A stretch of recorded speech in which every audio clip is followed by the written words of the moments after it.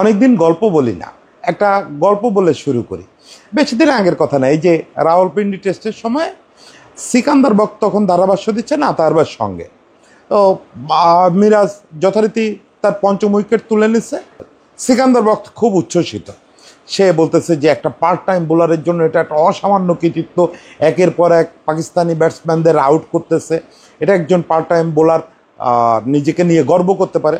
আতার ভাই খুব রূঢ় স্বরে পাশ থেকে জিজ্ঞেস করতেছে যে কে পার্ট টাইম বোলার, কে বলছে তোমাকে যে সে পার্ট টাইম বোলার? ও তো আমাদের মেহেদী হাসান মিরাজ, ও হচ্ছে একটা স্বীকৃত অফ স্পিনার, ও বাংলাদেশের one of the best off spinner, এই যাবৎকালে খেলা one of the say best off spinner. তো তোমার কে বলছে যে ও পার্ট টাইম স্পিনার? সিকান্দার বক্ত খুব মুখটুকি করে বলতেছে যে ও আচ্ছা, ও তাহলে স্বীকৃত অফ স্পিনার। যাক, গত টেস্টে তুমি আমার বলছিলে ও পার্ট টাইম অফ স্পিনার। আতার ভাই এমন একটা ভাব করে উপরের দিকে তাকায় থাকলো, মনে হলো যে সে কিছু শোনে নাই। এই হচ্ছে মিরাজ, যাকে আতার ভাই ঠিক ডিফাইন করতে পারে না কখনোই যে মিরাজ কি part time batsman full time bowler, নাকি full time batsman part time bowler. এই সমস্যাটা শুধু আতার ভাই না, সারা বাংলাদেশই ভুগতেছে। বাংলাদেশের ম্যানেজমেন্ট সবচেয়ে বেশি ভোগে যে মিরাজের পরিচয়টা আসলে কি। হওয়া উচিত ছিল যে মিরাজ পুরোদস্তুর অলরাউন্ডার, কিন্তু কতগুলো পাকে চক্রে পড়ে মিরাজ আসলে ঠিক অলরাউন্ডার সুলভ স্বীকৃতি এবং খেলার সুযোগ জাতীয় দলে এখনো পর্যন্ত পায় নাই। ফলে তাকে আসলে এক ধরনের স্ট্রাগল করে বেড়াতে হয়, বিশেষত ব্যাটিং পাওয়ার ক্ষেত্রে। ব্যাটিং সে কখনোই তার পছন্দের পজিশনে ব্যাটিং পায় না, তারপরেও সে অনেক রান করে। কিন্তু এই যেহেতু সঠিক পজিশন পায় না, সঠিক স্বীকৃতি পায় না, আর এগুলো না হলে কিছু ঘটনা ঘটে যাতে নিজের প্রতিভাটা ঠিকমতো দেখানো যায় না।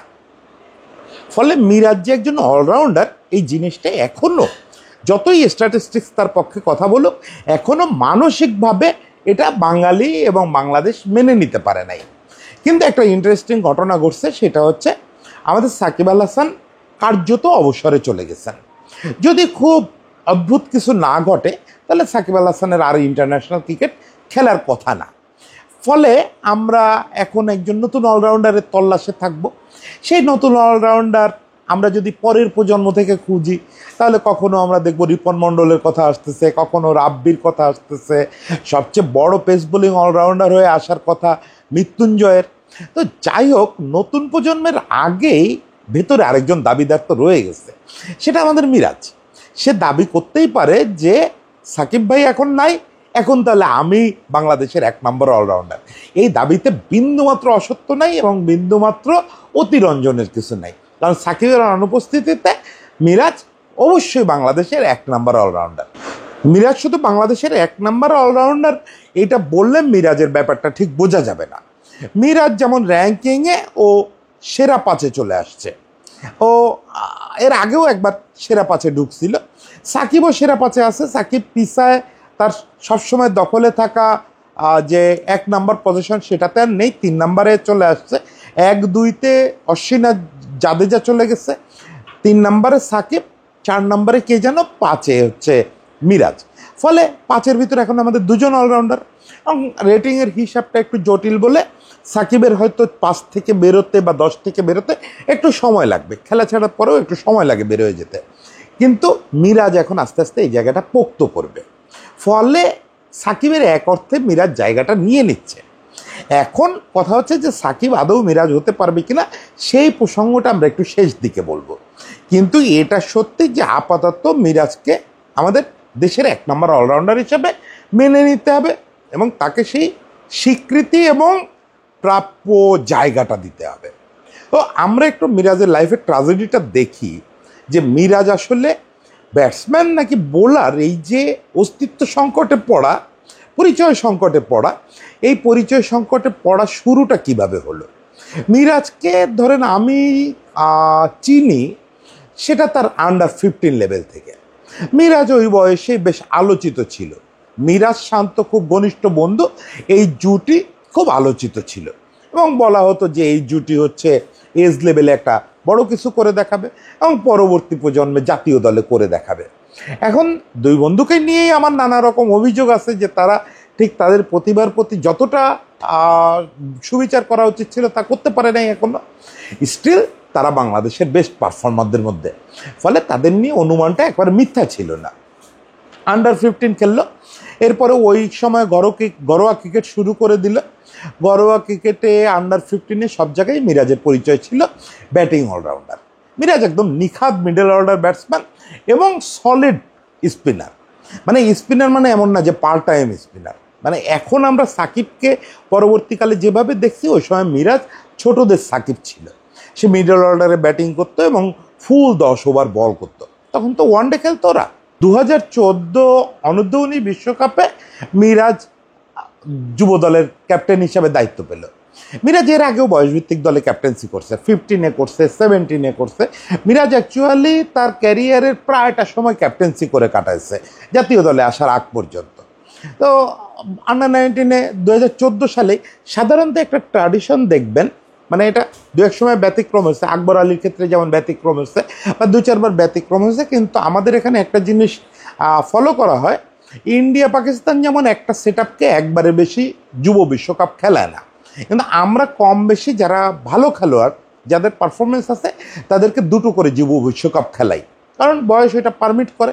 মোটামুটি 17 বছর 17.5 বছর থেকে এরা আন্ডার-19 খেলা শুরু করে, ফলে 2টো বিশ্বকাপ 2 বছর বাদে বাদে যেহেতু বিশ্বকাপ হয় 2টো বিশ্বকাপ তারা খেলতে পারে।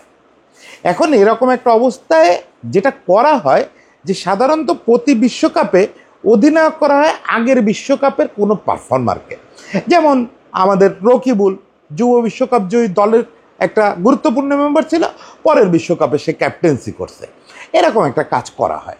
কিন্তু মিরাজের ক্ষেত্রে খুব ইন্টারেস্টিং হলো, মিরাজ সম্ভবত 17 বছর বয়সে আন্ডার-19 দলে ডাক পেল এবং ডাক পেয়ে সে ক্যাপ্টেন হয়ে গেল। প্রথম দফাতেই সে বিশ্বকাপ ক্যাপ্টেন্সি করলো। সেবার গিয়ে 2014-তে প্লেট চ্যাম্পিয়নশিপ ফাইনাল খেললো। মানে আমাদের প্রত্যাশার তুলনায় একটু খারাপ রেজাল্ট, কিন্তু এটাও সত্যি যে আমাদের তখনকার আগ পর্যন্ত সেরা যে দলটা মুশফিকের যে টি-20 দলটা 2006, ওই দলটা তো সেই একই রকম বাজে রেজাল্ট নিয়ে আসছিল, ফলে মিরাজের এই 2014 রেজাল্টটা খারাপ বলা যাবে না। কিন্তু মূল চমকটা অপেক্ষা করতেছিল 2016 সালের জন্য। 2016 সালে মিরাজের দল, সেবারও মিরাজ ক্যাপ্টেন, শান্ত তার অন্যতম বড় সোলজার, ও সেবার আমাদের ঘরের মাটিতে খেলা এবং বাংলাদেশ বেশ ফেভারিট। যদিও ওই দলটায় খুব বেশি তারকা ছিল না, তারকা যদি আপনি বলেন তাহলে মিরাজ, শান্ত আর সাইফুদ্দিন, এই হচ্ছে ওই দলটার তারকা, এছাড়া উল্লেখযোগ্য কোনো তারকা ছিল না।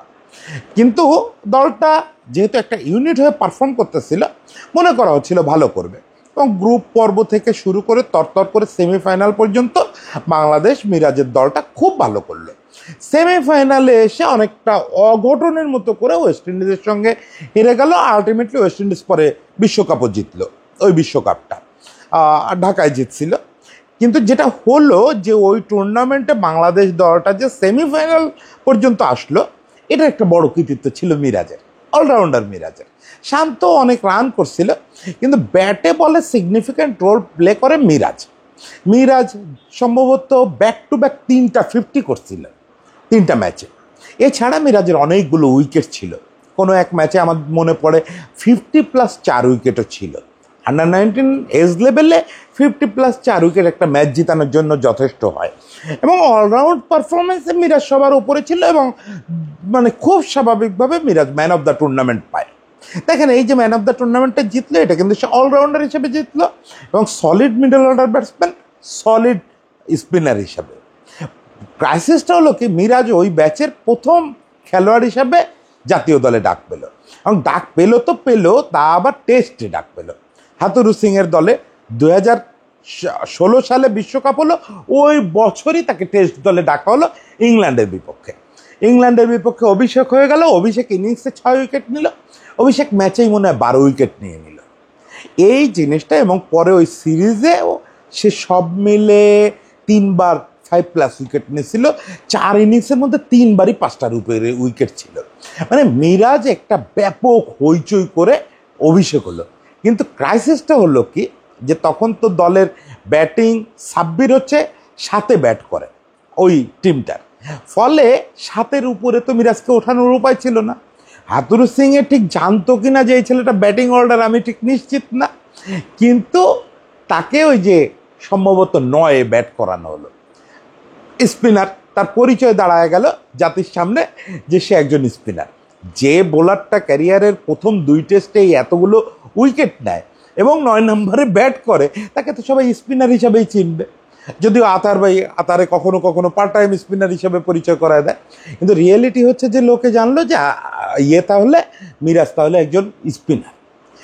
কদিন পরে আমরা দেখলাম মিরাজের ভেতরে তো ব্যাটসম্যান সত্তাটা মরে যায় নাই, কিন্তু এক্ষেত্রে একটা প্রবলেম হলো, যেটা একটু আগে আমি উল্লেখ করছি, বলছি যে একটু পরে বলবো। এক্ষেত্রে যেটা একটা প্রবলেম হয় জাতীয় দলের নেটে, সেটা হচ্ছে যে আপনার রোল অনুযায়ী আপনি আসলে ব্যাটিংয়ের সুযোগ পান নেটে। দেখেন, নেট করাটা খুব গুরুত্বপূর্ণ একটা ব্যাটসম্যানের জন্য। এই যে মাসের পর মাস ক্যাম্প চলে, এর ভিতরে 2-1 দিন ম্যাচ সিচুয়েশনে সেন্টার উইকেটে প্র্যাকটিস হয়, হয়তো বিশেষ পরিস্থিতি হলে নিজেদের ভিতরে 2 দল বানায়, হয়তো একাডেমির কিছু খেলোয়াড় বা এই এমার্জিং দলের কিছু খেলোয়াড়কে যোগ করে 2 দল বানায় 1-2 ম্যাচ খেলা হয়। এটা খুব বিরল ঘটনা। এছাড়া বেশিরভাগ দিন এবং মূল ব্যাপারটাই হচ্ছে সারাদিন ধরে নেট করা। নেটটাই আসলে সম্বল হয় খেলোয়াড়দের অনুশীলনের। এখন এই নেট কে কি ভূমিকায় কতটা সুযোগ পাবে, এখানে একটা আপনার কাজ করে, ফর্মুলা কাজ করে। এখন কথা হচ্ছে যে আপনার দলের সেরা ব্যাটসম্যান হচ্ছে মুশফিক, আপনার দলের সেরা ব্যাটসম্যান হচ্ছে রিয়াদ, সাকিব, শান্ত, এরা হচ্ছে সেরা ব্যাটসম্যান। ফলে তাদেরকে নেটে বেশি সময় দিতে হবে। নেট তো থাকে 4-5টা। এখন এই নেটগুলো মূলত অকুপাইড থাকে হচ্ছে টপ অর্ডার ব্যাটসম্যানদের দ্বারা। ইভেন যারা একাদশে খেলবে না কিন্তু স্কোয়াডে আছে এবং টপ অর্ডার ব্যাটসম্যান, টপ এবং মিডল অর্ডার ব্যাটসম্যান, তারাও নেটে অনেক সময় পায়। আধা ঘন্টা 1 ঘন্টা ধরে এক একজন নক করতে থাকে। কিন্তু যারা টেল এন্ডার, মানে মিরাজ দেখেন 9, 8, 9, ইভেন 10-এও ব্যাট করতেছে শুরুর দিকে, ওয়ানডেতেও তাই, শুরুর দিকে 10-এও ব্যাট করতেছে। ফলে মিরাজকে তো সাপোর্ট স্টাফরা, হেড কোচ, এরা ওই বোলার হিসেবে বিবেচনা করতেছে। এক্ষেত্রে মিরাজ যেটা হচ্ছে বড় যে 15 মিনিট 20 মিনিটের জন্য নেট করার সুযোগ পাচ্ছে। আর লোয়ার অর্ডার ব্যাটসম্যানদের নেটে আরও, মানে যেটা বাংলাদেশে একটা খারাপ প্রচলন আছে, লোয়ার অর্ডাররা নেটে ভালো বোলারও পায় না। যদিও সারা পৃথিবী জুড়ে এখন লোয়ার অর্ডার ব্যাটসম্যানদের ব্যাটিং নিয়ে অনেক রকম কাজ করা হচ্ছে এবং তাদের ব্যাটিংয়ের গুরুত্ব নিয়েও কাজ করা হচ্ছে, কিন্তু আমাদের এখানে এগুলো একটু দুর্ভাগ্যজনক যে আমাদের এখানে লোয়ার অর্ডার ব্যাটসম্যানরা যেমন নেটে সময় পায় না, সেরকম কোয়ালিটি বোলার পায় না। মানে ধরেন আপনি নেটে ব্যাট করতেছেন, সেক্ষেত্রে আপনি যখন 9 নম্বর ব্যাটসম্যান, তখন ওই যে আপনি 20 মিনিটের জন্য নেট করার সুযোগ পাচ্ছেন, আপনাকে সাকিব বল করবে না, আপনাকে হাসান মাহমুদ বল করবে না, আপনাকে তাসকিন বল করবে না, কারণ তারা অলরেডি সকাল থেকে বল করতে করতে ক্লান্ত হয়ে গেছে। তারা টপ অর্ডার মিডল অর্ডার ব্যাটসম্যানদের প্রচুর বল করে ফেলছে। এদের সঙ্গে সঙ্গে প্রচুর নেট বোলার থাকে, ওখানে 10-15 জন নেট বোলার থাকে। ফলে কি হয়, যখন মিরাজ ব্যাটিংয়ে যায় নেটে, তখন সে ভাগে পায় হচ্ছে শুধু নেট বোলারদের। সাধারণত এদের কোয়ালিটি একটু কম হয়। এখন এরকম একটা প্রস্তুতি নিয়ে একটা ছেলে দিনের পর দিন, যে ছেলেটা মূলত ব্যাটসম্যান, মানে ব্যাটিং অলরাউন্ডার, এই ছেলেটা দিনের পর দিন 8 নম্বর 9 নম্বরে ব্যাট করে যাচ্ছে এবং কোনো রকম তেমন প্রস্তুতির সুযোগও পাচ্ছে না। এরকম একটা ক্ষেত্রে মিরাজ ব্যাটিংটা ভুলেই যেতে পারত, কিন্তু মিরাজ অত্যন্ত বিস্ময়করভাবে আবার নিজেকে ফিরিয়ে আনলো। এবং আমি মনে করি যে মিরাজের জীবনের সেরা কীর্তি হচ্ছে যে মিরাজ এত কিছুর পরেও তার ব্যাটিংটাকে মরে যেতে দেয় নাই। এরকম ক্ষেত্রে আপনাকে অন্তত আমি 780টা গল্প শোনাতে পারি যারা একসময় সলিড ব্যাটসম্যান ছিল। এই রবিচন্দ্রন অশ্বিন থেকে শুরু করে বহু গল্প এরকম আছে, সলিড ব্যাটসম্যান ছিল, ইন্টারন্যাশনাল ক্রিকেটে এসে ব্যাটিংয়ের সুযোগ যথেষ্ট না পেয়ে তারা আসলে ব্যাটসম্যান হিসেবে লো স্ট্যান্ডার্ড ব্যাটসম্যানে পরিণত হয়েছে। এটা তাদের দোষ না, এইটাই ইন্টারন্যাশনাল ক্রিকেটের ক্যারেক্টার। তা সে সুযোগ না পেলে আস্তে আস্তে তার ব্যাটিংটা মরে যাবে। অনেক বড় বড় বোলারের ক্ষেত্রে, মানে অলরাউন্ডারের ক্ষেত্রে এটা হয়েছে যে ব্যাটিং মরে গিয়ে শুধু বোলার হয়ে গেছে তারা। এরকমটা মিরাজের ক্ষেত্রে ঘটতে পারতো, কিন্তু সে ঘটতে দেয় নাই। স্টিল আমার মনে আছে সে ওই 8 নম্বরে নেমে ওয়েস্ট ইন্ডিজের বিপক্ষে যে একটা সেঞ্চুরি করছিল, ওই সেঞ্চুরিটা ক্লাসের দিক থেকে বাংলাদেশের অন্যতম সেরা একটা ইনিংস। এই যে মিরাজ প্রুভ করা শুরু করলো, এর আগে পরে টেস্টে কয়েকটা 50 ছিল, সেগুলোও ঠিক তার নিজেকে জাত চেনাতে পারছিল না। ওয়েস্ট ইন্ডিজের বিপক্ষে সেঞ্চুরিটা ছিল অনেকটা তার নিজের একটা ডিক্লিয়ারেশন যে না আমি আসি।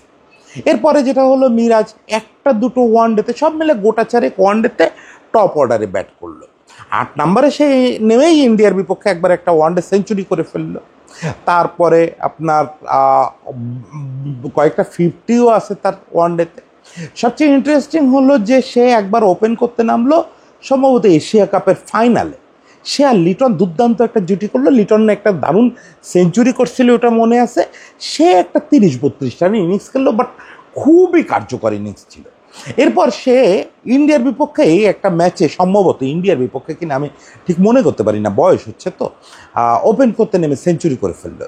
যদিও ওই টপ অর্ডারে 1, 2, 3-এ সে খুব বেশি সুযোগ পায় না, সব মিলে গোটা 6 ম্যাচে পাইছে।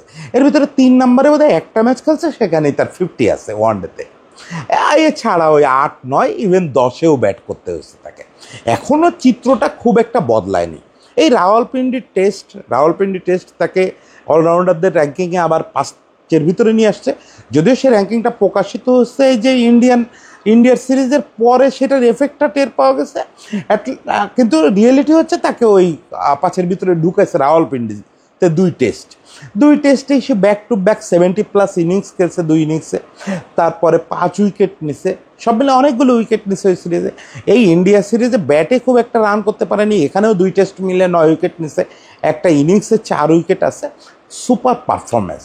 কিন্তু স্টিল দেখেন মিরাজের একটা বড় ক্রাইসিস হচ্ছে যে মিরাজ সেই ব্যাটিং অর্ডারটা খুঁজে পাচ্ছে না। মিরাজ আমাদের যারা 5-6 সাথে ব্যাট করতেছে তাদের চেয়ে খারাপ ব্যাটসম্যান এটা আমি কখনোই মনে করি না। মিরাজ খুব সলিড ব্যাটসম্যান। হ্যাঁ, মিরাজ মানে একটা জিনিস, এই যে মিরাজকে আবার T20 দলে ডাকা হচ্ছে, এইটার জন্য মিরাজ প্রস্তুত ছিল কিনা আমার সন্দেহ আছে। কারণ মিরাজ যে T20 প্রস্তুতি এটা বিভিন্ন সময় ছিল, এবং মিরাজ T20-তে ওপেনও করছে, খুব ব্লিস্টারিং ইনিংস খেলছে তা না, কিন্তু মিরাজ T20-তে একসময় প্রস্তুত ছিল। সেই সময়টায় মিরাজকে ঠিকমতো ইউজ করা হয় নাই। আমি মনে করি যে মিরাজকে আরও ভালো ইউজ করা যেতে পারে, কিন্তু এখন আবার মিরাজ T20-র জন্য প্রস্তুত না।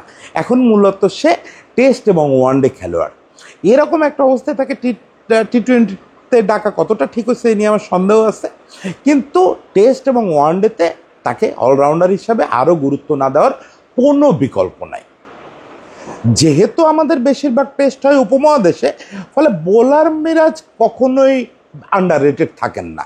বোলার মিরাজকে বড় একটা লোড নিতে হয়, দিনের একটা লম্বা সময় তাকে বল করতে হয়, এবং প্রায়শ প্রতিপক্ষের অধিকাংশ উইকেট তিনিই তুলে নেন। যদি ইদানিং আমাদের পেসাররা শুরুতেই বেশ কাঁপায় দিয়ে উইকেট নিয়ে নেয়, তার মধ্যেও মিরাজ তার কাজটা করে যেতে পারেন। ফলে বোলার মিরাজকে নিয়ে কোনো টেনশন নাই। কিন্তু কথা হচ্ছে যে একজন ব্যাটসম্যান যে ক্যাপাবল ব্যাটসম্যান, এমন না যে সে 8-9 নম্বরে নেমে ফ্লুক ইনিংস খেলতেছে, রুবেল বা মাশরাফির মতো মানে হঠাৎ করে হয়ে গেছে টাইপের ইনিংস খেলতেছে তা না। একটা লোক রেগুলার টেস্টে সেঞ্চুরি করতেছে, বড় বড় ইনিংস খেলতেছে, ওয়ানডেতে 2টো সেঞ্চুরি আছে, 5টা 50 আছে, টেস্টে একটা সেঞ্চুরি, 8টা 50, মানে এই লোকটারে তাহলে ব্যাটসম্যান হিসেবে পাইতে বাধা কি? দেখেন আপনি অ্যাভারেজের কথা বলবেন, অ্যাভারেজ আমাদের কোন ব্যাটসম্যানের ওই যে 20-22-এর চেয়ে বেশি আছে? যারা টপ অর্ডারে খেলতেছে শান্তটা, তো এদের অ্যাভারেজে তো ওই 20-22। বাংলাদেশে অ্যাভারেজের আলোচনা করেন না রে ভাই, এই দিয়ে কিচ্ছু বোঝা যায় না। আর আমার ধারণা আরেকটু ওপরের দিকে খেলার সুযোগ পেলে মিরাজের ব্যাটিং অ্যাভারেজটা আরেকটু বেটার হবে। 2021 সালের কথা আমার মনে আছে, সেবারও মিরাজ সম্ভবত অলরাউন্ডারদের র্যাঙ্কিংয়ে টপ 3-তে চলে গেছিল। সেই বছর মিরাজ ব্যাটিং অ্যাভারেজ এবং বোলিং অ্যাভারেজের একটা, অলরাউন্ডারদের একটা হিসাব আছে যে ব্যাটিং অ্যাভারেজ এবং বোলিং অ্যাভারেজের দূরত্ব যার যত কম সে তত ভালো অলরাউন্ডার। 2021 সালে 250-র বেশি রান করছিলেন টেস্টে এবং 20টার বেশি উইকেট নিয়েছিলেন। এরকম খেলোয়াড়দের মধ্যে ব্যাটিং গড় এবং বোলিং গড়ের ডিফারেন্স সবচেয়ে কম ছিল মিরাজের। 2020 সাল থেকেই পৃথিবীর অন্যতম প্রভাবশালী অলরাউন্ডার টেস্টে মিরাজ। এখন কথা হচ্ছে যে এতকাল তাকে সাকিবের ছায়ায় ঢাকা পড়ে থাকতে হয়েছে, ফলে আমরা কখনোই অলরাউন্ডার মিরাজের সেই কদরটা করিনি বা বুঝতেও পারি নাই যে ছায়ায় ছায়ায় মিরাজও একটা বড় অলরাউন্ডার হয়ে উঠতেছে। এবার আমরা সেই প্রশ্নটায় চলে আসছি, যে প্রশ্নটা এখন পুরো বাংলাদেশ জাতি এর উত্তর খুঁজতেছে, যে মিরাজকে তাহলে সাকিব হবেন? সাকিবের জায়গাটা যেহেতু শূন্য হয়ে যাচ্ছে, চেয়ারটা ফাঁকা হয়ে যাচ্ছে, এখন এই চেয়ারে কে বসবে? সাকিবের জুতোটা কে পায়ে গলাবে? এই প্রশ্ন একটা বিরাট প্রশ্ন। প্রথমে এই প্রশ্নের উত্তর খোঁজার ক্ষেত্রে আপনারা যারা উত্তর খুঁজতেছেন, ইনক্লুডিং মি, সবাইকে একটা জিনিস বুঝতে হবে, সাকিবের জুতো পায়ে দেওয়ার মতো খেলোয়াড় হয়তো আমরা আগামী 50 বছরেও আরেকজন পাবো না। মিরাজ তো দূর কি বাত, এই যে আরও 50 বছরে যারা আসবে তার কেউ সাকিব হবে না। মানে আমার এই কথা আমি দেখি আমাদের ভিডিওর নিচে প্রায় আমাদের পশ্চিমবাংলার বন্ধুরা বিস্মিত সব কমেন্ট করেন যে সাকিব কেন সর্বকালের সেরা অলরাউন্ডারদের একজন। আমার মনে হয় ওনারা একটু এই স্ট্যাটিস্টিক্স খুব ভালোভাবে ফলো করেন না, পড়লে বুঝতে পারবেন যে একটা লোকের 10,000-এর উপরে রান, প্রায় 800-র মতো উইকেট, তার তুলনা তো আপনি এই যে 200-300 উইকেট পাওয়া জাদেজা বা 500 উইকেট পাওয়া অশ্বিন, এদের সঙ্গে তুলনা করতে পারবেন না। সে তো অন্য লেভেলের অলরাউন্ডার। তার সঙ্গে যদি সাকিবকে নিয়ে আপনার কোনো রকম সন্দেহ থাকে, তাহলে গ্রেটেস্ট অলরাউন্ডার্স এভার এটা দিয়ে একটু গুগল করেন, দেখেন কার কার নাম ওই তালিকায় আসে। আমি নিশ্চিত আপনি ওখানে Garry Sobers, Ian Botham, Kapil Dev, Wasim Akram, Richard Hadlee, এদের পাশাপাশি আপনি সাকিব আল হাসানের নামটাও খুঁজে পাবেন এবং বেশ ওপরের দিকে পাবেন। কারণ সাকিব আল হাসানের স্ট্যাটিস্টিক্স বলে, আচ্ছা জ্যাক ক্যালিসের নাম বলতে ভুলে গেছি, জ্যাক ক্যালিসও থাকবেন। এবং একটা জিনিস সাকিবকে যেটা চিহ্নিত করে, যেটা সাকিবকে ইউনিকলি সারা পৃথিবীর সামনে এক নাম্বার করে তোলে, সেটা হচ্ছে যে সাকিব পৃথিবীর ইতিহাসে সম্ভবত একমাত্র অলরাউন্ডার যে তার দলের দীর্ঘদিন পর্যন্ত সেরা ব্যাটসম্যান এবং সেরা বোলার হিসাবে খেলছে। হ্যাঁ, বলতে পারেন যে বাংলাদেশ দলটার দারিদ্র্য এতে ফুটে ওঠে, যে বাংলাদেশ দলের ব্যাটিং বোলিংয়ের অবস্থা আসলে এতটা খারাপ যে সাকিব 2 ফরম্যাটেই সেরা, বোলার হিসেবেও সেরা, ব্যাটসম্যান হিসেবেও সেরা। ব্যাপারটা শুধু বাংলাদেশের দুর্বলতা না, এটা সাকিবের বিশেষত্ব। পৃথিবীতে আর কোনো অলরাউন্ডার, গ্রেট অলরাউন্ডারদের মধ্যে আপনি পাবেন না যে একই সঙ্গে তার দলের সেরা ব্যাটসম্যান ছিল, সেরা বোলার ছিল। জ্যাক ক্যালিস তার জীবনের শেষ 4-5 বছর ওই রকম ব্যাটিংই করে নাই। মানে এরকম বেশিরভাগ খেলোয়াড়ের ক্ষেত্রে কপিল দেব ব্যাটে কতটুক ভরসা দিতে পারছে ইন্ডিয়াকে, ওই 175 ছাড়া কি এমন করছে? ওয়াসিম আকরাম কতটুক ব্যাটিংয়ে অবদান রাখতে পারছেন? ওই একটা ডাবল সেঞ্চুরি ছাড়া তেমন কিচ্ছু নাই। তো এরকমই আসলে সিনারিওটা, যে সবাই একটা সাইডে শক্তিশালী, জয়সূরিয়া একটা সাইডে শক্তিশালী, কিন্তু সাকিবের ক্ষেত্রে ব্যাপারটা ডিফারেন্ট বলেই আরেকজন সাকিব পৃথিবীতেই আসা খুব কঠিন। এটা হয়তো আমাদেরকে আরও 50 বছর ওয়েট করতে হবে যে কোন দেশ থেকে আরেকজন সাকিব আসবে, সেটা বাংলাদেশ থেকেই আসবে এমন কোনো কথা নেই। ফলে মিরাজকে সাকিব হইতে বলার কোনো সুযোগই নাই। এটা মিরাজকে অহেতুক একটা চাপে ফেলবে, তাকে অন্যায় একটা আবদার করা হবে তার প্রতি, এবং মানে তাকে একটা হাড়ি কাঠে চড়ায় দেওয়া হবে যে মিরাজ তুমি সাকিব হও। মিরাজের সাকিব হওয়ার কোনো সুযোগই নাই, কারণ মিরাজ বাংলাদেশের এখন 1 নম্বর অলরাউন্ডার। সাকিবের অনুপস্থিতিতে তার রেসপন্সিবিলিটি এখন আরও বেড়ে গেল, তাকে এখন আরও দায়িত্ব নিয়ে ব্যাট করতে হবে, আরও দায়িত্ব নিয়ে বল করতে হবে। তার এখন আর মাঠে সে সঙ্গী হিসাবে সাকিবের মতো একটা ভরসা পাবে না। ফলে মিরাজকে এখন আগের চেয়ে অনেক বেশি রেসপন্সিবিলিটি নিতে হবে, মিরাজকে বাংলাদেশকে এখন টেনে নিয়ে যেতে হবে। পৃথিবীর সবাই যে সাকিব হবে, সর্বকালের সেরা হবে, তা তো কোনো কথা নেই, কিন্তু আমাদের দেশে তো সেরা কাউকে হতে হবে। সেই জায়গাটায় মিরাজ সাকিবের জায়গাটা নেবে। সাকিব যেরকম গত 15 বছর ধরে বাংলাদেশকে টেনে নিয়ে গেছে, সেই একই কাজটা এখন মিরাজকে করতে হবে স্পিনিং অলরাউন্ডার হিসাবে। তো সেই কাজটা মিরাজ যেন সফলভাবে করে। মিরাজের সাকিব হওয়ার কোনো দরকার নেই, আমরা তাকে এই চাপ দিতেও চাই না। আমরা তারে বলতেছি না যে আপনি 1 নম্বর অলরাউন্ডার হন, 1 নম্বর অলরাউন্ডার মিরাজ হবে, এটা আমি খুব কনফিডেন্ট। এটা 2025 সালের মধ্যেই মিরাজ অলরাউন্ডারদের তালিকায় টেস্টে অন্তত 1 নম্বরে চলে আসবে। এ ব্যাপারে আমার কোনো সন্দেহ নেই। কিন্তু 1 নম্বর অলরাউন্ডার হওয়ার তো শেষ কথা না। আমরা যেটা চাই যে মিরাজ তার দায়িত্বটা সাফল্যের সঙ্গে পালন করেন, এবং আমাদের টিম ম্যানেজমেন্টের একটা কর্তব্য হচ্ছে মিরাজকে ব্যাটিং অর্ডারে প্রমোশন দেওয়া, মিরাজ যে জায়গায় ব্যাটিং করার যোগ্য সেই জায়গায় তাকে পাঠানো, ওয়ানডে এবং টেস্টে। একই সঙ্গে মিরাজ যাতে ব্যাটসম্যান হিসেবে নিজেকে গড়ে তুলতে পারেন, তাকে নিয়ে সেই পরিমাণে আরও কাজ করা, মানে তাকে ওই স্পেসটা দেওয়া। মিরাজ তো তরুণ ক্রিকেটার, মিরাজের সামনে লম্বা একটা সময় পড়ে আছে। মিরাজ বাংলাদেশকে আরও অনেক কিছু দেওয়ার সামর্থ্য রাখেন। আমি আশা করি যে মিরাজ অলরাউন্ডার হিসাবে যেমন বাংলাদেশকে এখন থেকে সাকিবের মতো করে বহন করে নিয়ে যাবেন, তেমনই নিজের পারফরমেন্স দিয়েও বাংলাদেশকে সমৃদ্ধ করবেন, নিজেকে আরও সমৃদ্ধ করবেন। মিরাজের জন্য শুভকামনা থাকলো, সকলের জন্য শুভকামনা থাকলো, এবং বাংলাদেশ দলের জন্য শুভকামনা থাকলো। সবাই ভালো থাকবেন।